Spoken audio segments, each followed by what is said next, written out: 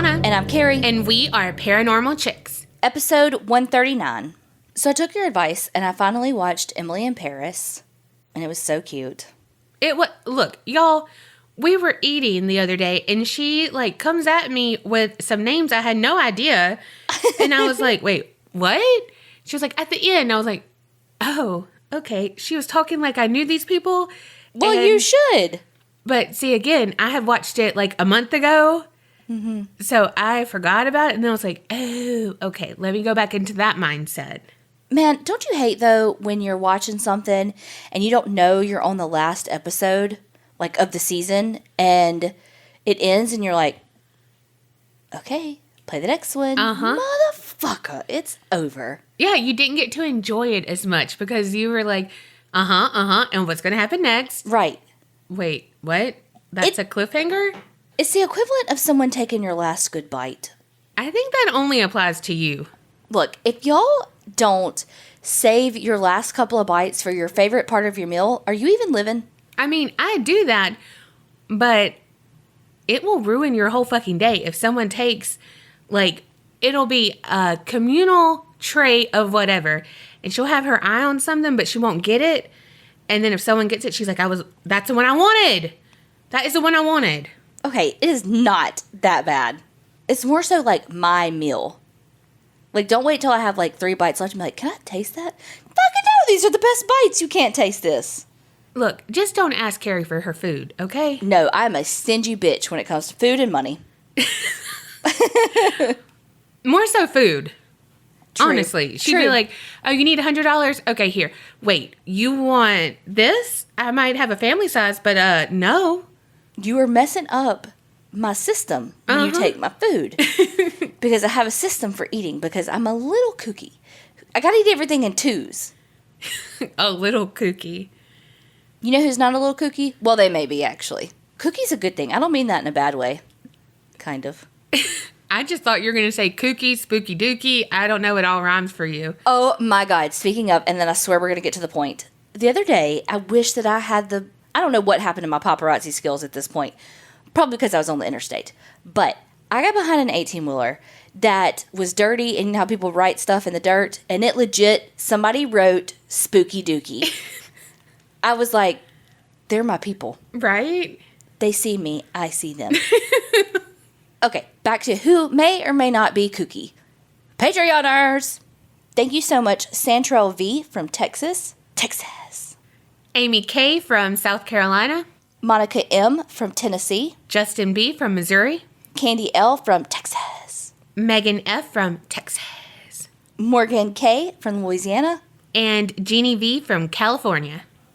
Well, hopefully y'all enjoy all the spooky dookie that y'all are getting with all the extra stuff. And if you people listening want to shout out, go on over to www.patreon.com/the APC podcast. All right, let's get to it. We're going to talk about the couple Gary Matson and Winfield Malder. Gary and Winfield were a couple that had been together for about 14 years, and they lived in Happy Valley, California, just outside Redding. Gary was 50 years old, had a master's degree in environmental horticulture, and he had originally been married to a lady named Marcia and had a daughter, but Gary later came out as being gay, and that is when he met and fell in love with Winfield. Winfield had a bachelor's degree in anthropology, and together he and Gary owned and operated a nursery around town, plants and shit. The couple was well loved in their community, and this story takes place around 1999, and even though it was still in the late 90s, they were really accepted in this small town in California. They worked a lot at the local farmers market where they had a booth, and everybody loved them, sought them out for all their horticulture needs. Well, picture it. July 1st, 1999, Gary's father calls Gary's house, and when he gets the answering machine, he hears an outgoing message that basically says, we're sick, we're going to be out for about a week, we have to go see a specialist in San Francisco. See you in a week kind of thing. right? Yeah. And his dad's like, I literally just saw them last night, and they were fine. Like, certainly not sick enough to be like, we got to go see a specialist in San Francisco. See you in a week. He was like, that's weird. But he didn't have his hearing aids in, so he's like, let me call my other son. Let me call Roger. So Roger's like, wait, what?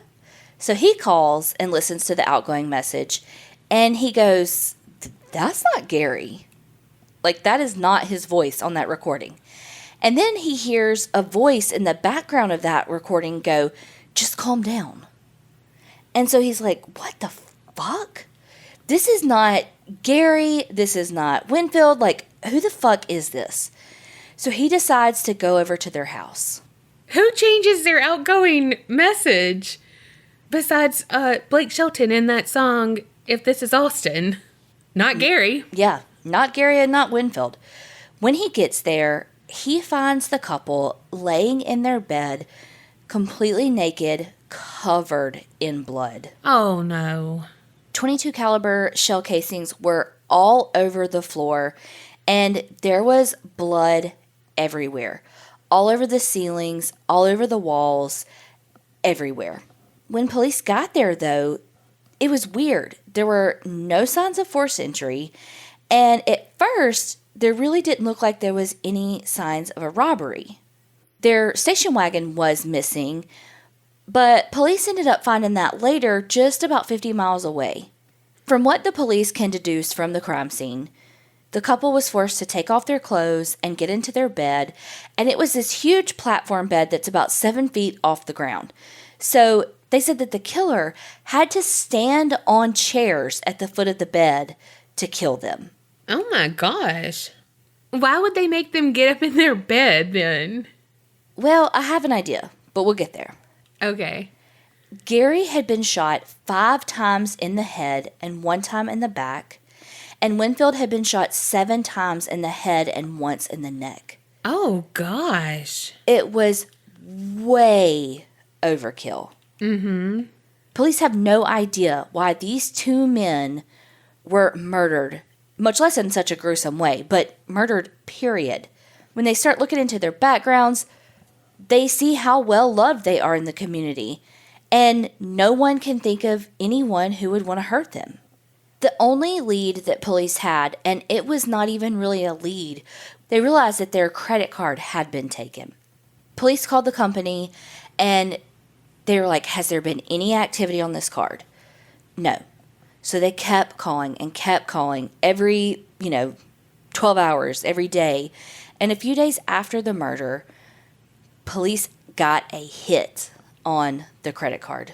The credit card was used at a company in Arizona that specializes in ammunition reloading equipment. Almost $2,300 of reloading equipment and gun belts was purchased with the couple's credit card. Wow. Well, that's fitting for how much fucking overkill there was. Fuck that person using their credit card to purchase other shit. Mm-hmm. When police do some more digging, they realize that the equipment is set to be shipped to a private mailbox firm in care of Gary Matson. Obviously, not him who's ordering it. So police are like, okay, well, we got to go to this mailbox. Like, we got to go see what's up.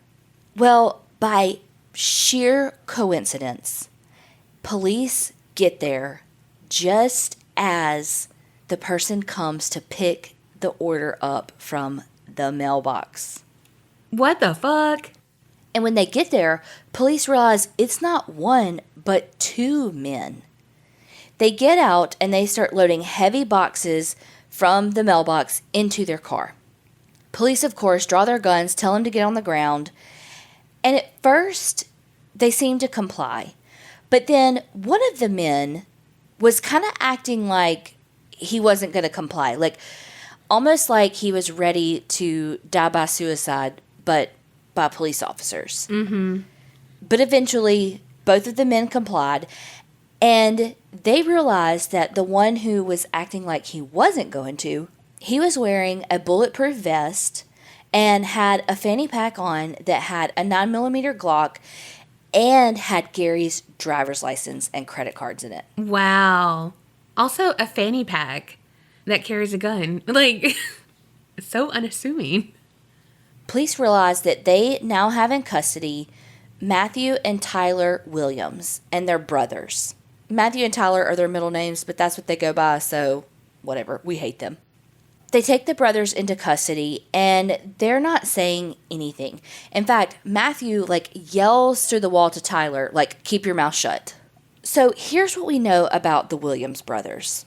They had grown up in a very strict religious household. They were homeschooled up until I think about high school, and then they went to public school. They were pretty much loners, kind of kept to themselves. Their father was very anti-government, which ironic because he was in the military. But he was very anti-government, very extremist when it came to religious beliefs, and instilled that in the boys to basically hate anyone who was different from them. They sound like a lovely family. Mm-hmm. After high school, Matthew actually joined the Navy, and Tyler went to college. In 1993, after Matthew had gotten out of the Navy, he went to college as well at the University of Idaho. When he got there, he started looking for a church that supported his ideals and the way he was raised. And he started going to this church called Living Faith Fellowship. It was around this time that he really started getting interested, but let's just call it obsessed, with white supremacy literature and anti-Semitic literature. Lovely. Mm-hmm. During this time, Matthew became really good friends with this guy named Daniel Martin. Everything I've seen didn't really say that he and Daniel had some of the same ideals, but I feel like if your best friend's a white supremacist, you probably are too. There were quite a few different news articles that interviewed Daniel, and this story was on the Oxygen show Killer Siblings. I mean, hello, obviously. Spoiler alert, but hello. And he was actually on that episode. So I'm not really sure if he had some of those same ideals, but my guess would be he did, but I'm thinking he came to his senses. Mm-hmm. But Daniel and Matthew were really good friends. Daniel said that Matthew was different and incredibly inquisitive, but a bit compulsive. I feel attacked. Right. The two were good friends for about 4 years and then just kind of drifted apart, which I think there's more to that story. We'll talk about it later, though. Around this time, Matthew started thinking that the church that he was going to, the Living Faith Fellowship, was actually a cult. I almost said, sounds like a cult. It sounds like a Scientology church. Uh-huh, which is a cult. Yes, but it sounds like specifically a Scientology church, you know? Yes. We have this place here, I don't even know the name of it, but it's that all-white building that has the blue lights that look like a cop every frickin' time. Yeah, and their exit sign's blue, which is weird. Yes. But anyway, I'm like, what the cult is going on there? I don't know what it's even called because I'm like, I don't want to look. I don't want to be on some kind of fucking camera and they're like, scan her eyes. What is her name? It also has lions outside. Yeah, I don't know what it is. Sculpted lions. And it's in the most weird place. I don't know. I don't fucking know, but it's very weird. But I feel like their name would be something like this. Mm-hmm. But if you live in Hattiesburg and you go to that place, sorry, but also let me know what it's called and what is it. Yeah. So he thinks this church is a cult, and he tells Daniel, bruh, I think this is a cult, we should get out. And Daniel's like, but it's not. Well, Matthew was of the mindset that the laws of God override the laws of man. And he had a lot of trouble at churches. I'm talking got kicked out of a few churches because he had such extreme views. Basically, at this point now, Matthew has gotten so tired of getting kicked out of the churches that he decided that it was time for him to start his own thing. And so, who better to help him than his brother Tyler? That's not a good plan. That's a cult. Yes. At this point now, Matthew and Tyler are back together, starting to form some sort of a church, but not really a church. Right now it's just them, and it's not anything that's really formal. But Matthew's looking to expand. So who does he think of? Old buddy, old pal, Daniel Martin. While he's looking for Daniel, he calls a mutual friend. And he's like, hey, have you seen Daniel? And the mutual friend's like, yeah, but you heard he's gay, right? And Matthew starts bawling, crying on the phone. Like, is so distraught because his good friend is gay. And that goes against everything he was ever taught, which is dumb. Yes, and oh God, I hate this guy. Here's the thing, though. He was brought up thinking that being homosexual was evil and violating God's laws and all that bullshit. Daniel Martin says that, this is his quote, I knew inside I was gay, but I hadn't come to terms with what that was going to be for me. He goes on to talk about, this is him and Matthew. He says, we never talked about our sexuality. And he says that he feels like that may have been Matthew's breaking point. Because there was really nothing like what set it off for him and Tyler to kill Gary and Winfield. Like, what the fuck, right? How did they even know one another? Right. Well, they did know each other. Not super well, but they were acquaintances. They both had booths at that local farmer's market. And that's how they met one another. So that's why police think that there was no forced entry. Because knock, knock, knock, oh, hey, it's Matthew from the farmer's market. Hey, what's up? Come on in, kind of thing. So let's flash forward to after police find them at the mailbox, arrest them, and they go to their house to do a search. When police search their homes and storage sheds, they find a treasure trove. They find a notebook where they had practiced signing Gary's name, like in preparation to like sign his credit cards and all of that. They also found a shit ton of white supremacist, anti-gay, and anti-Semitic literature. They found a quote-unquote hit list of 32 prominent Jewish and civic leaders in the Sacramento area. Here's the thing, though. About 2 weeks before the killings, there had been a lot of arson around the Sacramento area. And the arson cases were at 3 Jewish synagogues and 1 medical center that had an abortion clinic in it. Well, anytime there's any type of like arson attack on a place of worship, it automatically becomes a federal investigation. So the FBI is doing the investigating on all of these arsons, and the local police are doing the investigations on Gary and Winfield's death. Okay, so let's talk a little bit about the fires. On June 18th of 1999, the fires broke out at different points in the cities within a half hour of one another. They started at 3:19 in the morning. So police were like, these have to be coordinated as part of a larger plan to start these fires. The fires broke out at Temple B'nai Israel, and that synagogue is actually the oldest congregation, as they say, west of the Mississippi, and that one had the worst damage. Gosh. They say its library is full of thousands of historic Jewish books and documents, and they were all destroyed. Wow. Do you know what pisses me off so bad about this? I mean, other than the fact that why are Jews always persecuted? But what pisses me off about this is that, like, there's no telling how old these books were, what these books survived as a part of, like, World War II. I mean, and I know that the Jews that were persecuted in World War II were not the only Jews in the world. So, obviously, there can be historical. But, like, think about the amount of history and money and, like, things of value and things that are priceless that have been destroyed as part of the fucking Jewish culture. And it is infuriating because it just fucking sticks in my craw that those are things that they can never get back.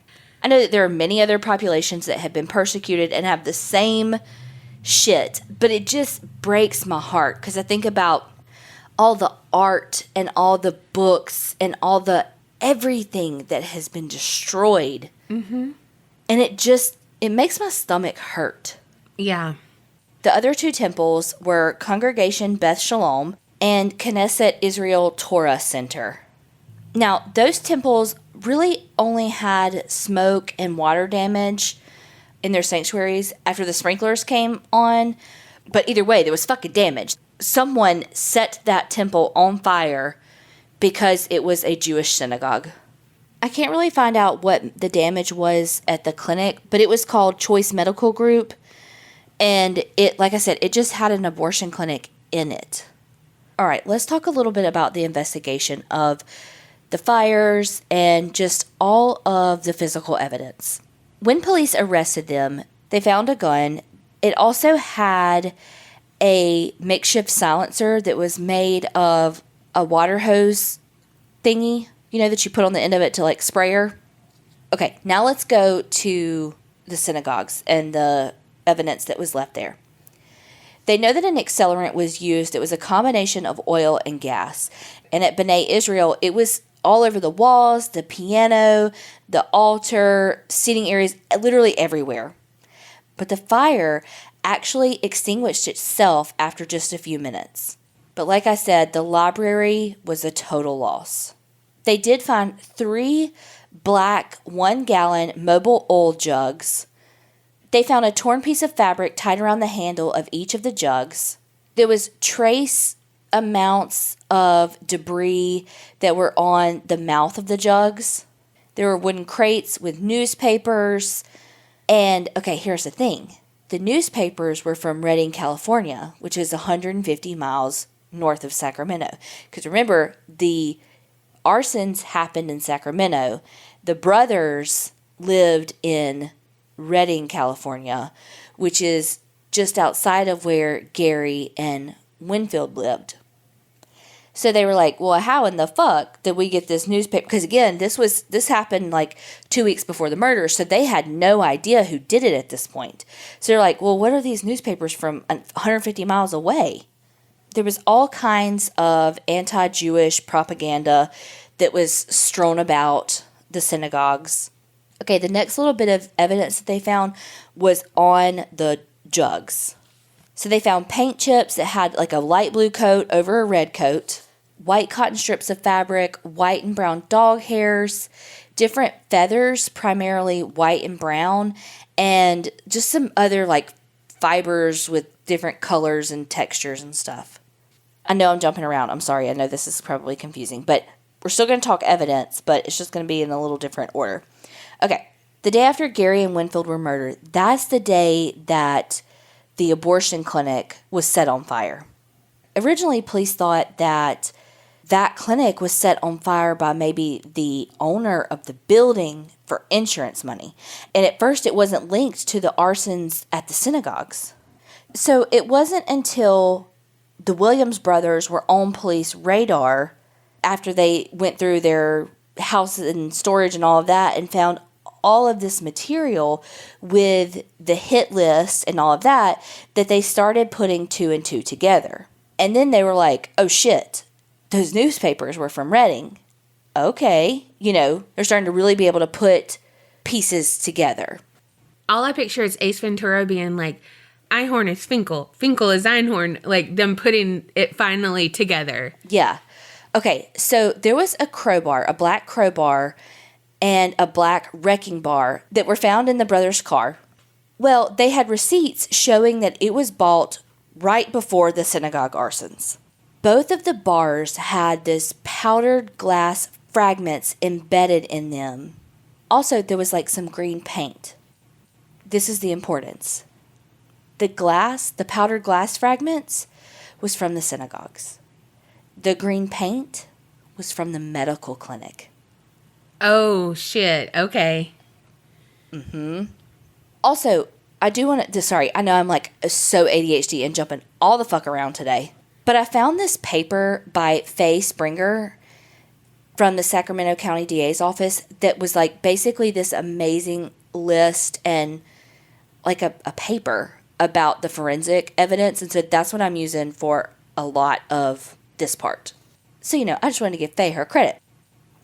There was also some black paint transfer where they had used the crowbar at the clinic as well. So it was like, not only was there the green chips on that, there was also that black paint, because, they can use that, what is it, that gas chromatograph or whatever. But it's how they, break down to see specifically the make, the model, the blah, blah, blah of these colors. Okay. To tell, no, those are from the exact same, parents. They found mobile oil bottles that were consistent with the bottles that had been recovered from the synagogues. They found that at their house. Okay, remember how the rags that were tied on the oil jugs at the synagogue, how it had, dog hair and, some feathers and shit in it? Mm-hmm. Just, picked up. I mean, you get something from my house, it's going to have fucking Bo's hair all over it, right? Mm-hmm. Okay. Well, that was the same dog hairs and feathers from their parents' house because they had chickens and dogs. Okay. The red chip paints that had the blue over it that were found on the oil jugs is the same paint chips at the shed at their parents' house. On that silencer they found in the car, they found Tyler's palm print, and it was consistent with how you would have to hold it to screw it on to the gun. When they were arrested and going into court and all of that, Tyler was very quiet, kept to himself, didn't say a damn word. Matthew was more the showboater, the, hey, how you doing? Smile, wave kind of thing to people. And you could kind of tell that Matthew was the ringleader and Tyler was more of the follower. What police decided was that, because remember I said it was a federal and a state case. So they were going to let the federal case go first so that if they got the convictions from that, they could use that conviction as part of their murder trial to say, see, look, they are violent because they have no other criminal history other than that. And so it's how did they go from just being white supremacists to murderers? I feel like that's not a far leap. No, it's not. So the arson trials went first, and they were found guilty. And I think they were sentenced to 30 and 20 years. Matthew got 30 and Tyler got 20, I believe, something like that. Then came the murder trial. And since it was considered a hate crime because they killed them because they were gay, they were able to seek the death penalty. Matthew was having none of it. He did not want to be sentenced to death. So he and another inmate at the jail, while they were awaiting the trial and sentencing and all of that, they honed in on a guard who is Jewish. And they decided to attack him and try to escape. They attack this guard, and he fights them off for, I think it was 2 full minutes before help arrived. Oh my gosh. And they beat him within an inch of his life. He ended up having multiple skull fractures that needed 4 plates in his head. He barely survived, but he did. Good. As part of his punishment, Matthew was put into solitary confinement. Not long after entering solitary confinement, he died by suicide by getting the blade out of a prison-issued razor and attaching it to a handle of some sort, I can't remember what it was from, and cutting himself. So Matthew left his fucking brother to fend for himself and do it all on his own, even though they had been literally partners in crime the whole time. Mm-hmm. Tyler, of course, was guilty. I think he took a plea. Tyler was sentenced to, I think, 21 years in prison for the murders and is set to serve that after his federal sentence. So he's for sure going to be in prison for 40 plus years. Yeah. Now, here's the thing. Of course, Matthew's sexuality has come into question because that's the fucking thing. People project and they are anti the things that they see most in themselves, that they don't like. So he was raised to think that homosexuality was a sin and evil and all these things that it's fucking not. And so he could not, I think, reconcile in his brain his attraction to other men, and therefore he had to kill. And I think that he and Daniel had such a special relationship. Although they never talked about sexuality, I don't think that they had a romantic relationship. They had an interesting relationship. Like, they had pictures together. Like, I'm talking like they went somewhere and had portraits made together. Yeah.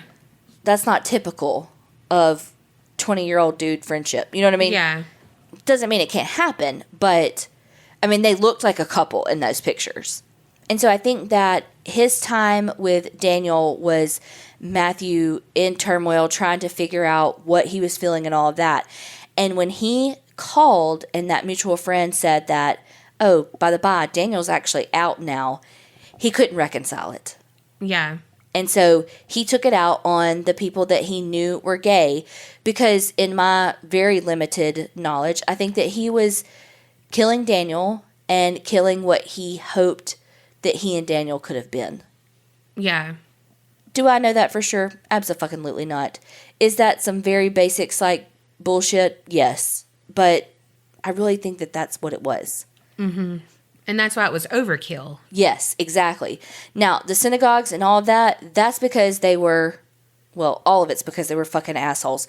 But that's because they were fucking white supremacist bullshit.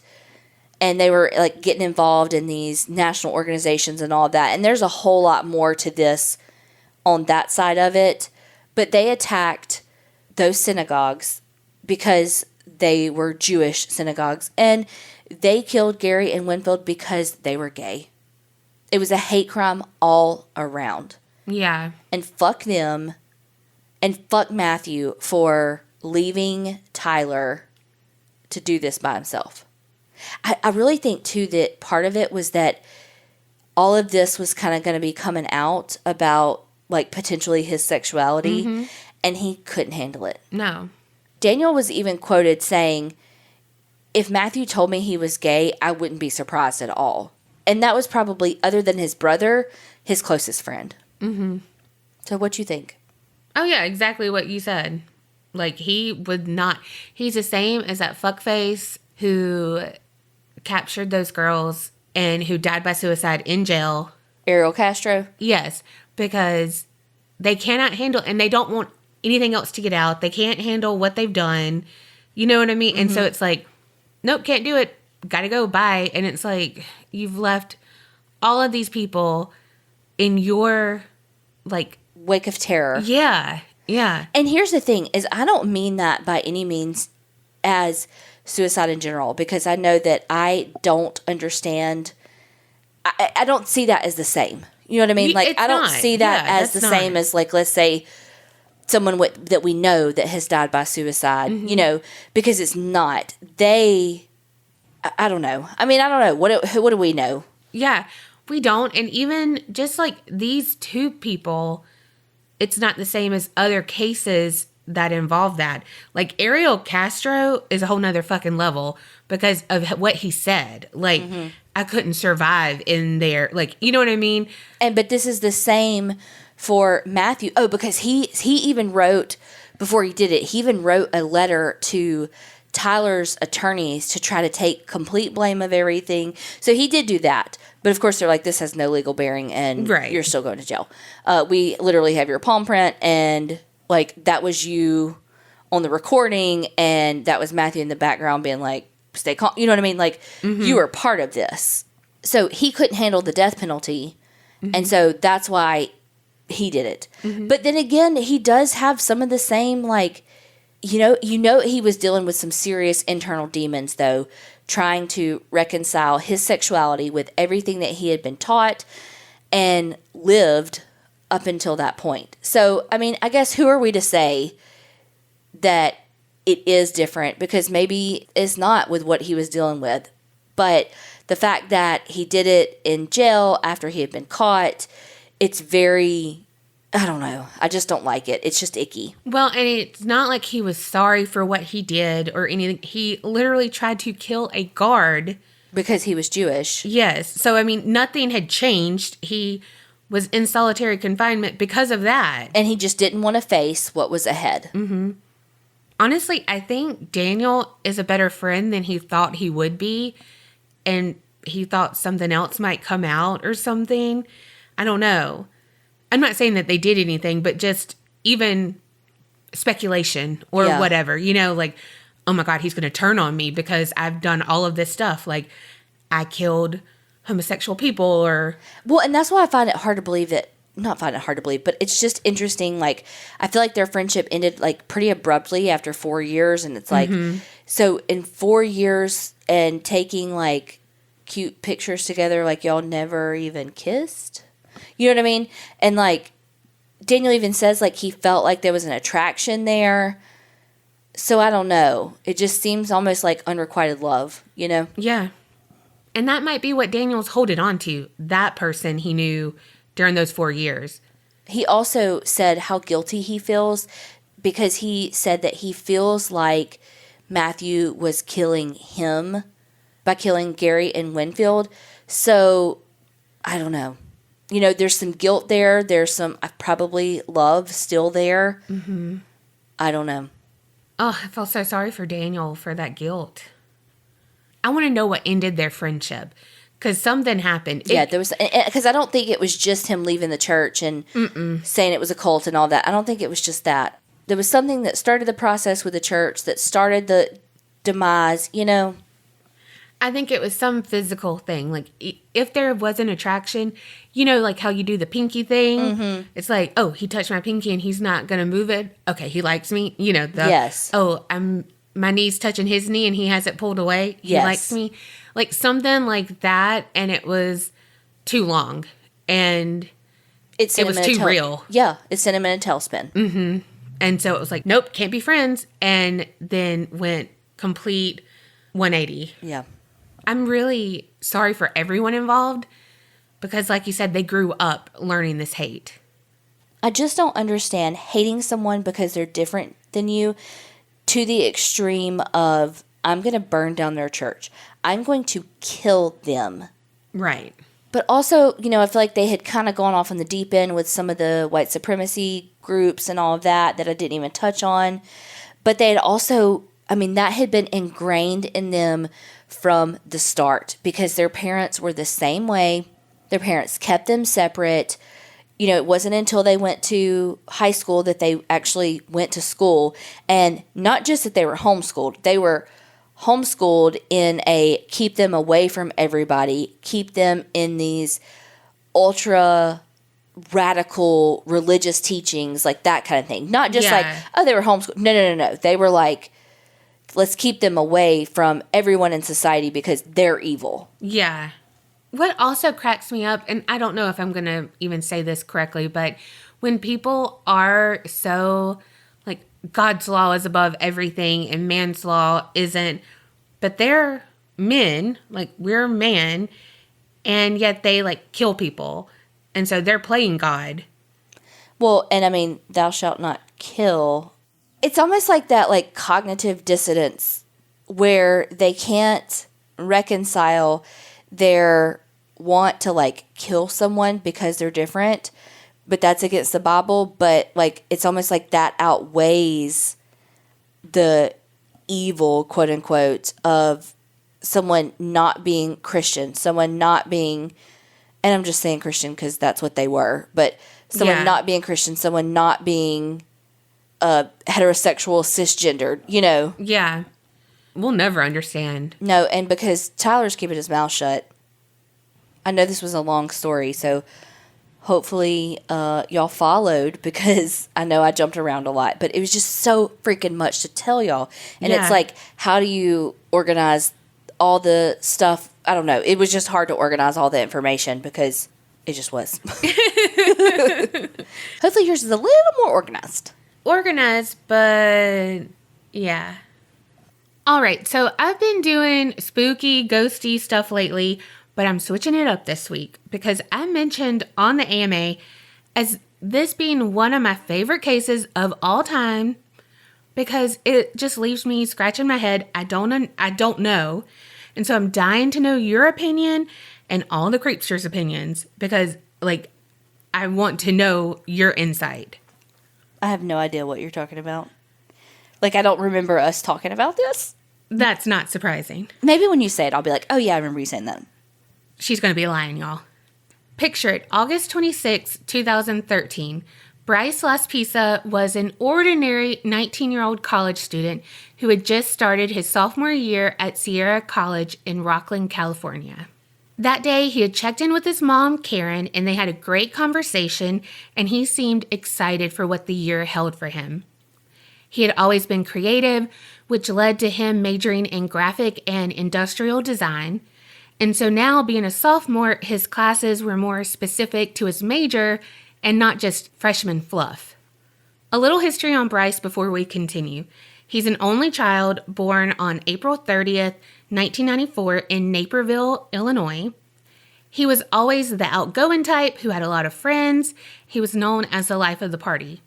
If his personality didn't make him stand out, his appearance sure did. He had bright red hair, like super red hair, and green eyes. He graduated from high school, and at the same time, his adoptive parents, Karen and Mike Laspisa, retired early. And so they all decided to move to California, saying goodbye to the freezing winters of Illinois. Retiring early is not in my vocabulary, but God, it sounds good. Retiring early isn't in my vocabulary because I'm still going to be paying off student loan debt. Yeah. Unless I have like a rich uncle that I didn't know I had that for some reason leaves nothing to my 3 other sisters and my mom or my dad, I mean, I'm fucked. That honestly sounds like it could be a Hallmark movie for Christmas. Like, this rich uncle you didn't know leaves you, like, his estate, blah, blah, blah. You have to go. And the ranch hand, Colby. Y'all fall in love, all the things. And then it's like, in the floorboards, there is money. And you get to pay off your student loans. And the Grinch's heart grew 3 times that day. Except for I'd have to look at my sisters and go, hate, hate, hate, hate, hate, hate. I'm not going. They moved to Laguna Niguel, but Bryce wanted some independence, and he moved about 7 hours away to Rockland to attend Sierra College, which is a community college.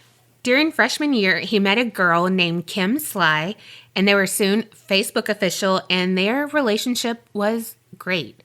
He had a close friend who was also his roommate named Sean Dixon, and these were the 2 people he was most excited to see when he returned to school after summer vacation. Okay, jumping back into the timeline now. First, it was August 26th. Now we're moving to the next day, August 27th. Bryce's girlfriend, Kim, noticed that he just seemed different. She finally brought up all her concerns to him, and he confessed to her that he had taken Vyvanse, which is an ADHD pill. It was not prescribed to him, but he had taken it to stay up all night playing video games with Sean. He had a lot to drink that day and had begun regularly day drinking hard alcohol. Then, later that night, Bryce went a step further with his confusing behavior and gave away a pair of his diamond earrings that his mother had just recently bought him, and his Xbox that was basically his most valued thing in the world he gave to Sean. And he had his ears pierced. He just didn't have, like, rando earrings. Well, I assumed. Well, you were like... No, because I'm thinking, who the fuck gives away diamond earrings? Can you give them to me? Well, those weren't the only things he purged. He also ended his relationship with Kim. He broke up with her via a text message that said, "You'd be better without me." She responded, "So how I would. Are we breaking up? ? And he confirmed yes. So everyone who was close with Bryce at school was getting a little more anxious and keeping a closer eye on him. By the next day, August 28th, Bryce was at a point that he was acting so out of his normal character that Sean called Bryce's mom. We don't know what Bryce did to warrant Sean to actually call Karen, but we can all assume that it was enough to shake him to his core and be afraid of what his best friend might do. Sean told Karen that Bryce wasn't acting like himself and that he was worried about him. Karen took note, but she had just talked to Bryce only a few days ago, and he seemed excited and fine, so she didn't really worry about it. However, that night of the 28th, Karen received a call from Bryce, and he was at Kim's apartment in Chico, California, which is about 90 minutes away from his apartment. Bryce was extremely upset because Kim would not give him his keys.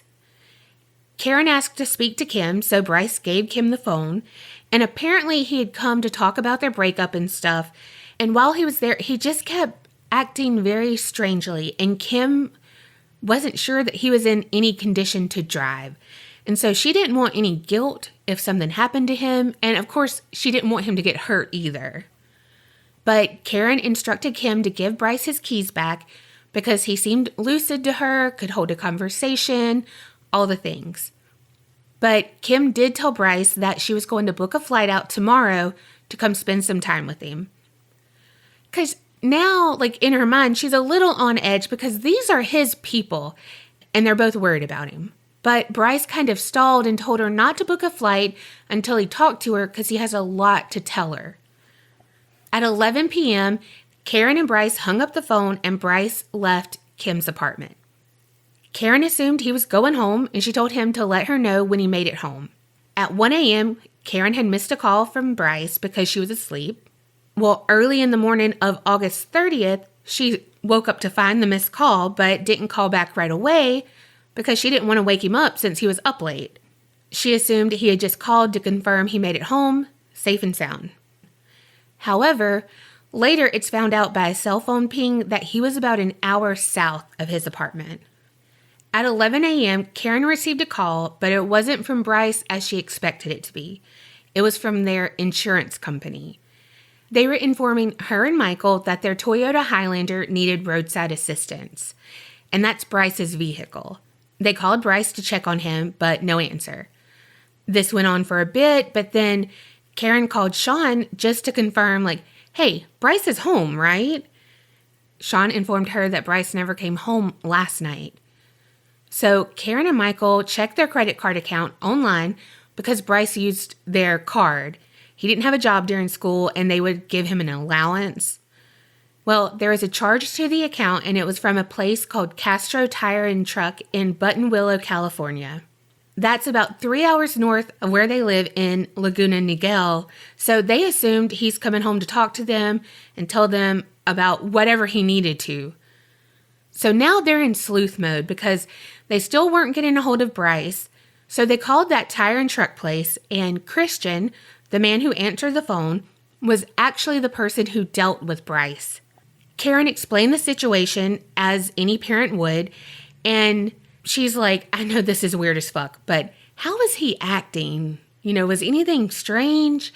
And Christian said he didn't notice anything off, but his eyes seemed a little red. But he said that he had supplied Bryce with 3 gallons of gas to get him to a nearby gas station.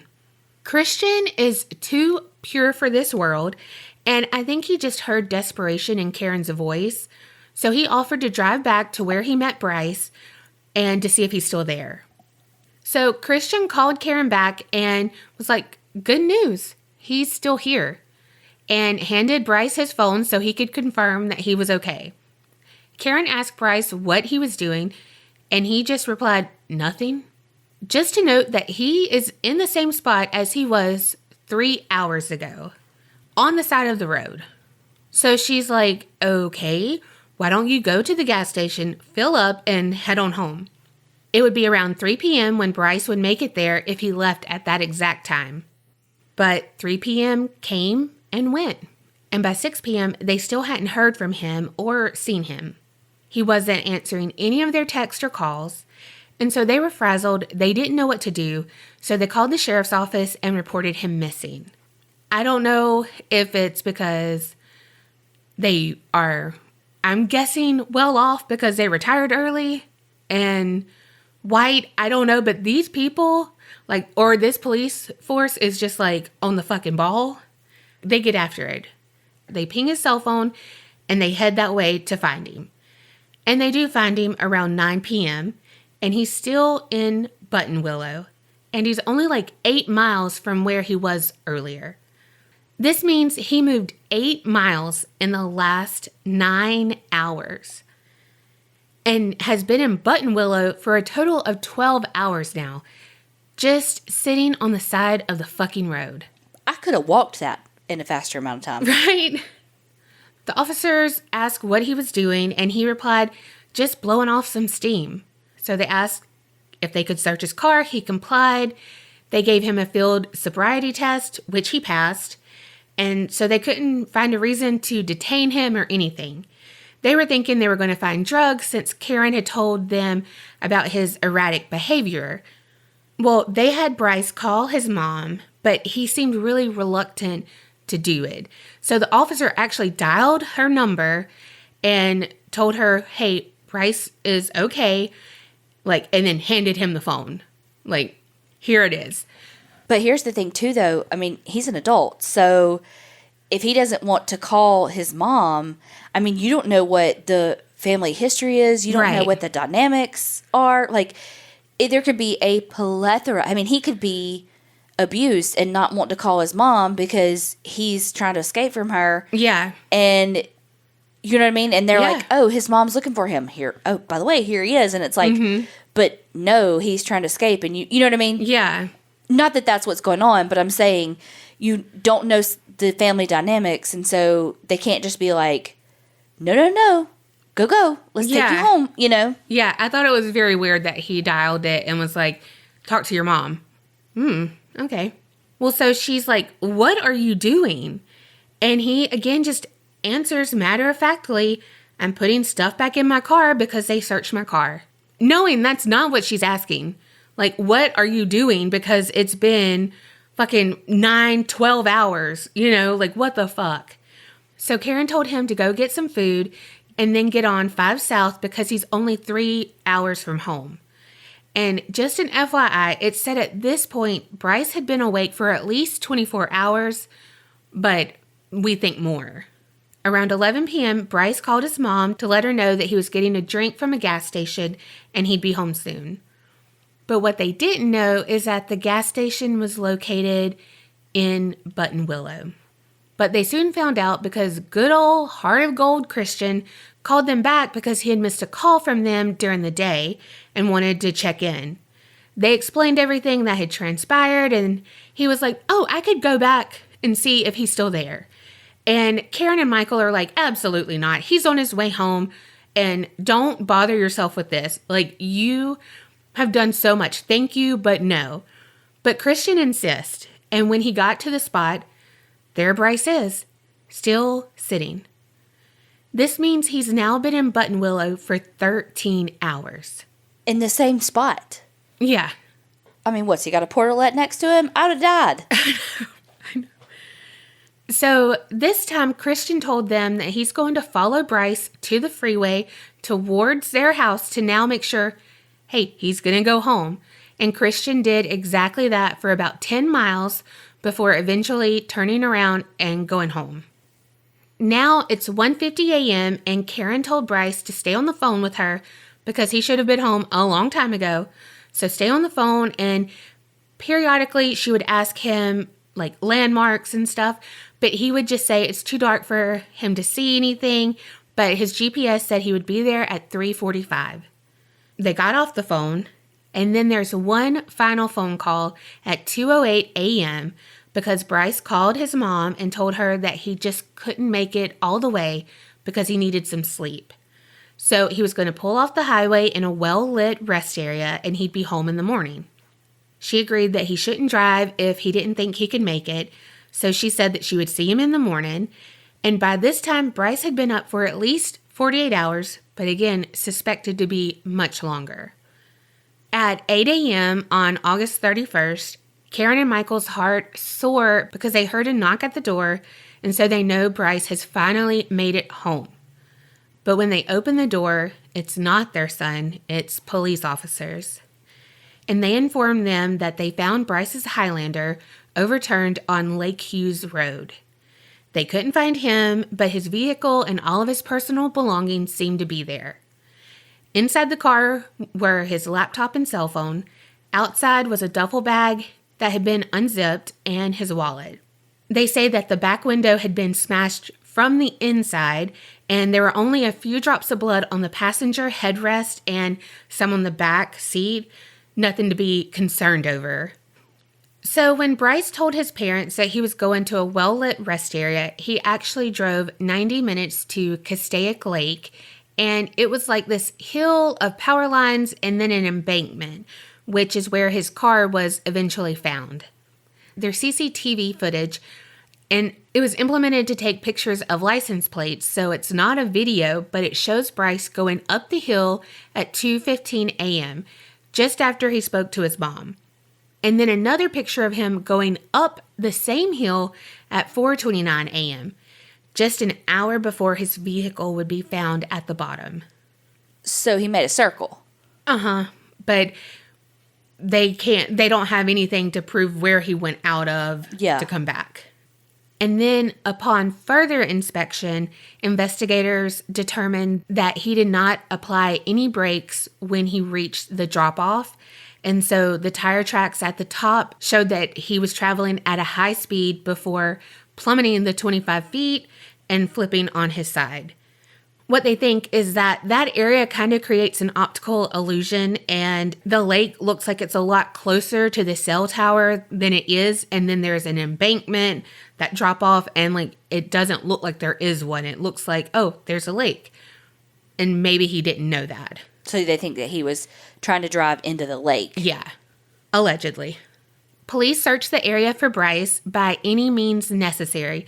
Divers in the lake, helicopters, and of course people were on foot. But sadly, no sign of Bryce. 9 days after Bryce disappeared, bloodhounds were used to try to track his scent, and they caught his scent, followed it to a dam on the lake, then went down south and toward the west side of the lake, and it stopped at a truck stop area on Castaic Road. Months passed with no new leads, so the family hired a private investigator who specialized in missing persons cases. She did it pro bono, and in August 2015, they hired a sonar specialist to search the lake using like sound waves and everything, because they believed if Bryce had been suicidal, he would still be in that water. However, 2 12-hour days brought up no new evidence. And the bloodhound tracked him to a truck stop, and then it disappeared, like he got in a vehicle. So Bryce's license, social security number, fingerprints, and passport have all been uploaded to the nationwide missing persons system, and his dental records are also available. So if someone comes forward with anything, they can verify. Well, now there's theories, because that's it. There's no other leads. Nothing else has, other than people like, oh, I think I've seen him, and it's not him. Again, they can verify it, and it's not. The private investigator believed Bryce had wanted to go home to Laguna Niguel because the coordinates were plugged into his GPS. And then this also led her to speculate that, okay, when he had that accident, he suffered a head injury and it left him disoriented. Then with the blood, there's some blood, it could be a head injury. And so he could have like retrograde amnesia and not know who he is. And then also because he was using Vyvanse with lack of sleep, having alcohol in his system before, obviously he passed a field sobriety test and everything, but like he had been partying hard for 2 weeks. So they were saying that could make the amnesia last longer than usual. I don't know. Right, because it may not even have anything to do with the Vyvanse or anything like that. He could have a closed head injury that could result in, like you said, the amnesia, but also just a cognitive deficit where he can't figure things out. You know what I mean? So it wouldn't have all the blood and everything because it's closed, is what you're saying? Right. So when you have a head injury and you get a bang, depending on what it is, you can have coup and contra coup brain injuries, meaning you get, okay, so like let's say that I hit my head, I have a car wreck, and I hit my head on the steering wheel. Well, as my brain comes forward, it hits the front of my skull, causes an injury, and then as it flies back, it hits the back of my skull as well, and so I've got a coup and a contra coup, so a hit on both sides. A coup and a contra coup? I want to be a brain surgeon just so I can say that kind of shit. I'm sorry, you have a coup and a contra coup? Okay, so after Bill and I, the science guy over there, we have another thing from the private eye. She said there's a possibility that he had a mental illness before, and with everything going on, his partying, all of that, he just wasn't in the right state of mind, and he could have suffered a psychotic break from the drug use and everything, and so that was his erratic behavior, and just then all of this happened, and again, had the head injury, blah, blah, blah, blah, blah, blah. I mean, Vyvanse and Adderall, I mean, people call it like prescription meth for a reason, you know? Damn. Because those are stimulants. And it sounds like, okay, why in the fuck would you give someone with ADHD a stimulant? Like they're already stimulated. But it stimulates the part of the brain that calms them down. So if you don't have ADHD, then it keeps you awake and lets you study longer and gives you more energy and all those things. Whereas someone who truly needs the medication, it calms them down. Okay. So that's why it's a stimulant. Your medical jargon just reminded me that they said with Vyvanse, he couldn't tell, people can't tell when they're drunk as much. And so that might be why he was drinking so much more, because he couldn't tell because he was taking so much Vyvanse. Another theory is that Bryce wanted to start a new life. And so this one's popular because before he left, he gave Sean his Xbox. He gave away his mother's earrings. Lucky bastards. Those diamonds, though. The investigators are convinced that he's still alive and just doesn't want to be found. And again, there's no evidence. So they're like, if it was foul play, if it was anything, if he died by suicide, we would have a body. Mm-hmm. You know, all of this, nothing is there. So, he just walked away. And again, he's an adult. He can do that. Yes, because the dogs tracked him to the truck stop. Mm-hmm. So again, he could have hitched a ride, and there he goes. And up and vanished like a fart in the wind. Yep. Well, Bryce's family, of course, says this is not it. Their son would never run away. And they said that he always felt open with them to tell them anything. And he would have told them if he was thinking this or felt pressure or blah, blah, blah, blah, blah. I will say that on the show Disappeared, people said that, they gave the parents a lot of shit. I'm not even going into all of that, but it's real sketch. I remember watching this on Disappeared, and I remember being like, don't victim blame. You don't know the story. You don't know, you're just getting pieces of it. But I couldn't help but find myself be like, he was 3 hours away. Just go fucking pick him up. Yeah, well, yes, and not to victim blame, but yeah, he's 3 hours away, and okay, so he can't drive, but you and your husband can. So y'all drive, your husband drives the car back, you know what I mean? Mm-hmm. And you bring him back. It's done. Yeah. And again, we have no idea what we would do in this situation. Right. None at all. But I just remember watching that being like, they could have gone and picked him up and been back for sure before the second time that Christian found him. Yes. But also, is it possible Christian did something? I was going to say that too. That's mighty kind of him. Mm-hmm. It sure is. Did they talk to him the second time? They did. Okay. They did. So that's why I think, probably not, because, he really could just be a nice human being. But also, they talked to him both times, so. Yeah. But Christian could have kept following him. Who knows? Because if you think about it, if you want to, just put on your conspiracy theorist hat, Christian worked at the tire and truck thing. Buttonwillow is a tiny town. It's like a truck stop, basically. And so if anyone breaks down, anyone needs roadside assistance, they call that place. So he knows anyone who is in trouble, whatever. And then this kid doesn't want to fucking talk to his parents, doesn't want to do all of this. Like, if you were into anything sketch, be like, he's the perfect person to pick up, to do whatever, because, like, he acted real sketch. Like, no one's gonna bat an eye because he's been here for 13 hours. But I feel like if Christian was going to do something, he would have done it the first time that he went back, and he was like, shit, he's still here. You know what I mean? Yeah. Unless he really had him captured the whole time and was forcing him to make the calls, like with a gun to his head or something, you know? But the police found him. True. Yeah. So that's why I think Christian was just a really nice guy. I think he really is just too pure for this world because, wow. Also, though, he might just be nosy as fuck like I am because I'd be like, yeah, no problem. I'll go by there. So, like, I'm going by there anyway because I got to see if he's still there. Well, then that brings us to the other theory, and that is Bryce died by suicide. So, again, him giving away his belongings, that's, like, you're not planning on coming back. Right. He was self-medicating. Yeah, just like you said, the 2 weeks before, he had, completely changed. He was self-medicating with the Vyvanse and the drinking. Which are uppers and downers. Terrible combo. Which is known to cause suicidal ideations.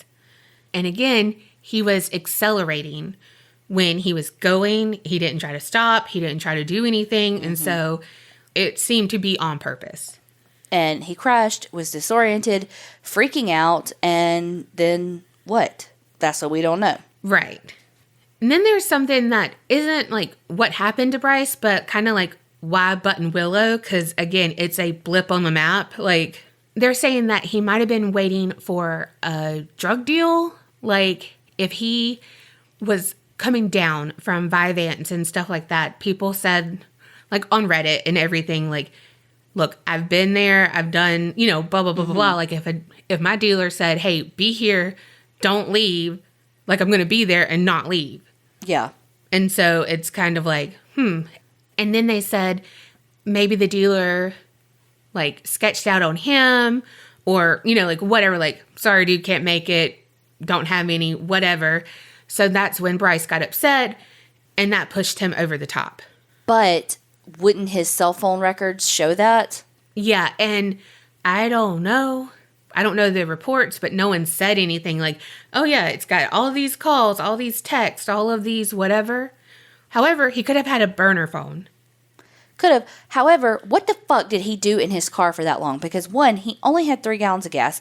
That ain't gonna keep you cranked. The weather better been fucking nice, because I'd have been sweating my balls off. It was like 85 degrees. No, Ain't nobody could have, No. No, thank you. No, ma'am.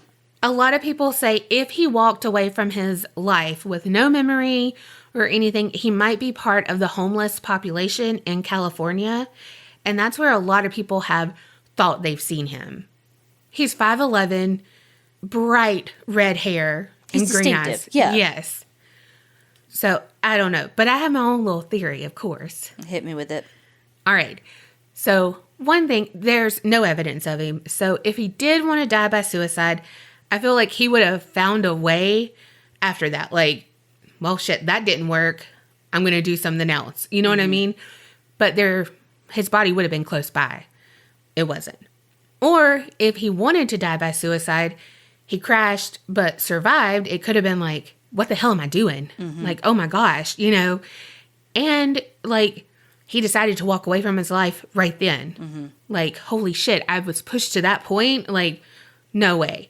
But I was thinking too, like, if he had planned to walk away from his life, maybe he thought that he could get rid of his Highlander in the lake. Like, dump it in the lake, get out, that kind of thing. But he didn't think about the embankment, that drop off. Which is why he survived, though, and kicked the window out. Yeah. But you think if he was going to pretend to die by suicide in the lake, that he would have already had the window, like, kicked out so that he could escape? Because once that shit starts going underwater, you may not get it down. Yeah. Sidebar, speaking of, our headrests are uneven. Like one bar is longer than the other because that's what that shit's made for, to break your window. If you're ever going in water and you can't get your window down or break it with your hand or anything like that, use your headrest. Yep. I think I've said that before, but still.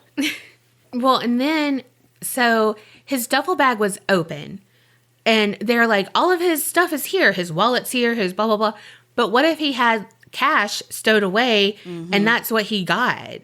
And he was like into digital design and all of that. So like he might have had a little passport that he made. You know, like I don't know, but I'm just saying like if he was planning this. Yeah. I feel like that's like he had a little like.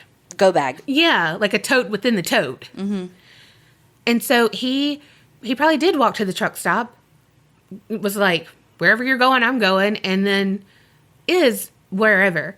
Or he might have made it to the truck stop, got in, and just was very unlucky and had someone who was a nefarious character. And they killed him because he's got no one. What if he didn't remember his, like, I don't know. Like, what if he was disoriented or whatever? And they're like, well, this is the perfect person. You know, like, you never know who you're going to get. That's why hitchhiking is so dangerous. Hell, we just did I Survived on Mary Vincent, and she hitchhiked. I mean, she survived, obviously, but whew. I think he walked away, but I honestly think he's dead. I think so, too. Because I just feel like by now, someone would have come forward of something. And, like, he has a tattoo, like a distinctive tattoo, and just everything. How do you keep that hidden? And I keep thinking, too, like, what if he just, like, walked into the lake? The car didn't work, so he just fucking walked in. But they didn't find his body. But how deep and how... It's a man-made lake. Okay, so not that big. But if they're having to use fucking sonar, I mean... But it's also 2 years later. They did diving before, you know, like right after. So I don't know. So what do you think? I don't know. I do think he's dead. Where is he dead? I don't know. But the fact that the dogs traced him to the fucking truck stop is weird. And it was two different dogs on 2 different days. But you also said it was like 9 days later. So could someone from the search parties like picked up his scent, like carrying something of his or walked through something of his? And True. I don't know. I don't know if that is that how dogs' noses work? Beats me. Is that how scent works? I don't fucking know. I just know don't stand downstream of it. That exact. I was about to say the same fucking thing. Downwind though, but you get the point. Yeah. So I don't know. Like I said, could they have picked up something and then it just, because 9 days is a long fucking time. Like a long time. But I still am not understanding really how, and this is not like from your story, this is just like in everything that I've seen on it. I just still don't really understand how big the lake is, and is it possible that he is actually in the lake and just hasn't been found? But would he have floated up from like gases and stuff? Because there was nothing weighing him down. It's not like the fucking mafia took him out. You know what I mean? We don't know. True. I don't think he was waiting on a drug deal, though. I think that it just happened to be where he broke down from needing gas, and that's where he stayed. So where do you think he was going? Because I don't think he was going home. I think he put that in his GPS so he could tell his parents, like, it says I'm going to be here, there, whatever. Because why would he stop there? Because how do you run out of gas? It's like a 7-hour drive. You know you have to get gas. But like he's not in his right mind, though. Yeah. You're trying to put him being able to problem solve that out on him when he's potentially coming down off of uppers and downers. But shouldn't he just like, if that's the case, wouldn't he have been on like a major interstate then and done it, not like go off on this rando Not place? necessarily. You don't know if he took back roads the whole way. Yeah, I don't know. I mean, unless his GPS had like the little breadcrumb features, and that's like it. No, you know what I mean. Yeah. Remember that car used to have that like had it would like drop breadcrumbs is what it called. So you always knew where you just left. So I mean, unless his GPS had that, there's no way of fucking knowing which direction he took. Yeah. You know what I think about when I think about traveling in California? Movies. How they're always on these fucking back roads with, you know what I mean? With no gas station for miles and miles and miles in the desert. You know, like that's what I'm picturing. Was that where he was? I don't fucking know. But that's what my brain processes. Yeah. So you don't know how far it was in between little towns where he was able to get gas. And I don't know that he knew where he was going. I think he was just driving. He had the fight with his girlfriend, and he was just trying to get away, wherever that may have taken him. So, of course, I went down a Reddit rabbit hole, and I found that 1 year ago, a Reddit user, ICCIZ, they said, I'm just going to read what they have because it's whatever. They said, there's some things I'd like to clear up. For reference, I am very close with someone connected to Bryce and who was there during this whole ordeal, but I can't say who due to privacy and his family being insane. Again, this is what they're saying. I'll put this into categories to make it clear. Drinking and drug use. This person said Bryce actually drank a lot during the school year, and his parents even drank with him as a summer prior to his disappearance because he stayed at home during that whole summer vacation. Which is not unheard of. That makes it sound so nefarious, and it's not. Oh, his parents drank with him. Yeah, so do a lot of parents with their college kids. That's true, but he's underage. Okay, well, a lot of parents go, okay, you're 18, cool, you can do whatever you want to. I know, but it's against the law. I know, I'm just saying, though. I know, but again, they're saying, no, because on Disappeared, he's perfect. He lit up a room. You know what I mean? Of course, nothing was wrong with him. But that doesn't mean anything was wrong with him. That means that they just partied together. No, I know, but how they're saying it, he drank maybe a little bit, but not, you know what I mean? Okay, that's different. But yeah, which is why people came for the parents. Mm-hmm. Because it's like, are y'all in denial or are you hiding something? Right. Then he had a history of drug use. At parties, he was known to always have a sixth sense for who had drugs. He would often do anything offered to him without asking what it was, as long as it worked within his probation drug test schedule. Because, yeah, he was on probation for something. So he, not saying he's a bad kid or, whatever, but there's a past. Yeah.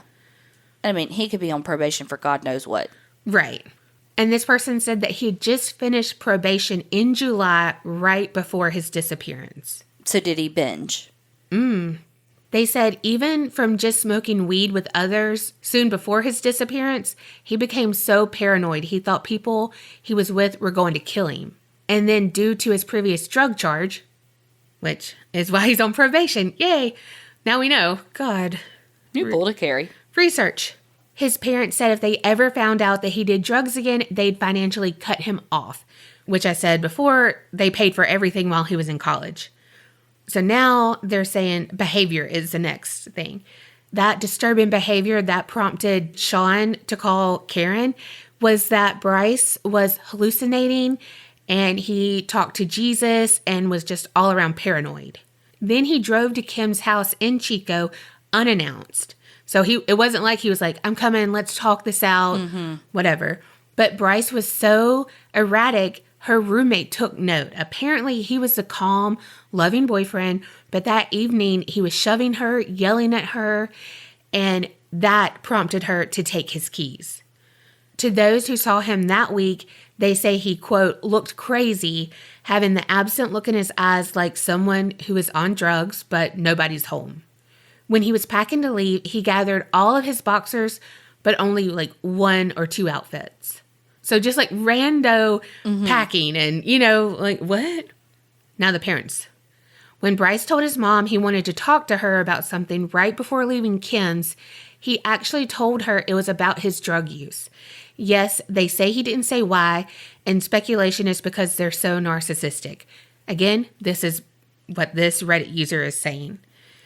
The parents and family members blackmailed someone close to him to gain sole access to his memorial page and for them to leave his investigation alone and not talk to the public, whatever. And they pressured him a lot to be successful and stuff. So again, that kind of ties in with how people were talking about on Disappeared. They kind of just like rainbow washed everything. Like, he tells us everything. I don't know why, like what he had to tell us and, right, yeah, all of that. And it's like, we were super close. We were this, we were that. And it's like, what if they weren't? Right. And what if he was like, okay, so he had done drugs before just got off of probation, had this slip up, and was like, I have so much to tell you because, like, hey, what if a mental illness, like, what if he was feeling, you know, like, whatever, and he had all of this, but he might have told them.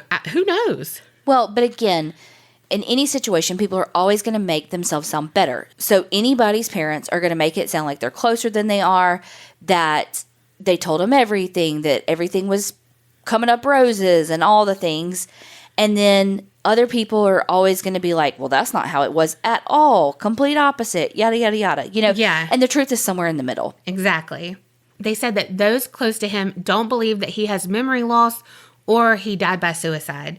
They believe he either left to not disappoint his parents.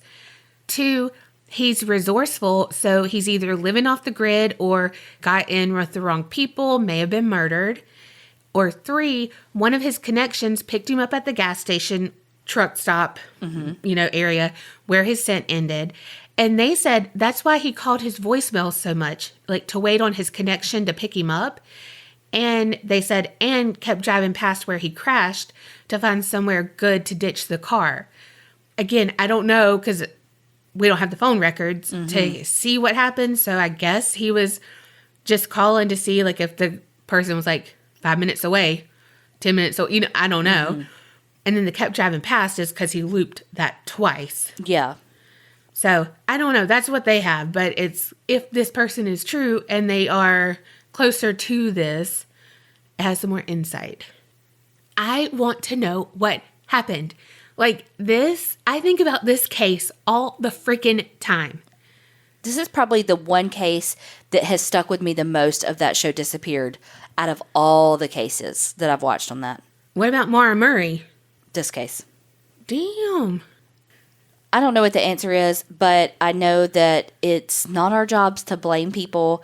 And even though you want to, and you want to just be like, why didn't y'all blah, blah, blah, it's easy to do that, but it does no one any good, and it only causes hurt, and we're not the investigators, Yeah. Should the investigators look at all angles? Abso-fucking-lutely. But I don't know.